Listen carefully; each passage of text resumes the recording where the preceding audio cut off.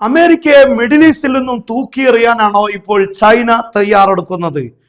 ഇറാനും അതുപോലെ അമേരിക്കയും തമ്മിൽ സംഘർഷ സാധ്യത നിലനിൽക്കുന്ന ഈ ഘട്ടത്തിൽ അതീവ ഗുരുതരമായ വാർത്തയാണ് ചൈനയുമായി ബന്ധപ്പെട്ട് വന്നുകൊണ്ടിരിക്കുന്നത്. ഏകദേശം 56 മണിക്കൂറിനുള്ളിൽ ചൈനയിൽ നിന്ന് ഇറാനിലെത്തിയിരിക്കുന്നത് 16 മിലിറ്ററി കാർഗോ വിമാനങ്ങളാണ്. ഇത്രയും ഒരു ചുരുങ്ങിയ സമയത്തിനിടയിൽ ഇത്രയും കൂടുതൽ കാർഗോ വിമാനങ്ങൾ എത്തുക എന്നത് ലോകത്തെ അത്ഭുതപ്പെടുത്തുന്ന കാര്യമാണ്. നമുക്ക് കാണാൻ സാധിക്കും 16 കാർഗോ വിമാനങ്ങളാണ് കേവലം 56 മണിക്കൂറിന് ഇടയിൽ ഇറാനിൽ എത്തിയിരിക്കുന്നത്. എന്തായിരിക്കും ചൈന ഇപ്പോൾ ഇറാന് നൽകിക്കൊണ്ടിരിക്കുന്നത്? ചൈനയ്ക്ക് ഇവിടെ പ്രധാനമായും വലിയ നേട്ടങ്ങളുണ്ട്.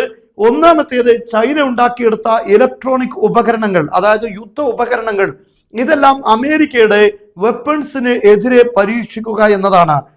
F-35 യുദ്ധവിമാനങ്ങളാണെങ്കിലും F-16 യുദ്ധവിമാനങ്ങൾ, ഇതിനെതിരെ അവരുടെ പ്രതിരോധ സംവിധാനങ്ങൾ എങ്ങനെ പ്രവർത്തിക്കുന്നു, അതുപോലെ അമേരിക്കയുടെ കപ്പലുകൾ തുടങ്ങിയിട്ടുള്ള മറ്റു സംവിധാനങ്ങൾ, റഡാർ തുടങ്ങിയ കാര്യങ്ങൾ, ഇതിനെതിരെ ചൈനയുടെ ഇലക്ട്രോണിക് വാർ ഉപകരണങ്ങൾ എങ്ങനെ പ്രവർത്തിക്കുന്നു, ഇത് പരീക്ഷിക്കുക എന്നത് ഏറ്റവും പ്രധാനപ്പെട്ട ഒരു കാര്യമാണ്. എന്നാൽ അത്തരം ഒരു പരീക്ഷണത്തിന് ചൈന ഇപ്പോൾ തയ്യാറെടുക്കുന്നു എന്ന് തന്നെയാണ് ഇവിടെ നമുക്ക് മനസ്സിലാക്കാൻ സാധിക്കുന്നത്. രണ്ടാമത്തെ കാര്യം, അമേരിക്കയുടെ മിഡിൽ ഈസ്റ്റിലുള്ള സ്വാധീനം ഇല്ലാതാക്കുക എന്നതാണ്.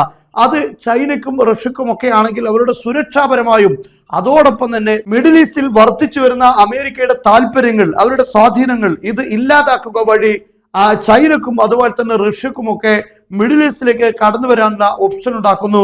അത് അവരുടെ ആയുധ വിൽപ്പനക്കും അത് മാത്രമല്ല സാമ്പത്തികപരമായ നേട്ടമുണ്ടാക്കുക, അതോടൊപ്പം തന്നെ ഈ രൂപത്തിൽ വർദ്ധിച്ചു വരുന്ന സൈനിക സംവിധാനങ്ങൾ അമേരിക്കയുടെയും അതുപോലെ യൂറോപ്പിന്റെയും മിഡിൽ ഈസ്റ്റിലുള്ള സൈനിക സംവിധാനങ്ങൾ അത് എപ്പോഴും ചൈനക്കും റഷ്യക്കുമൊക്കെ വലിയ ഭീഷണി ഉണ്ടാക്കുന്നതാണ്.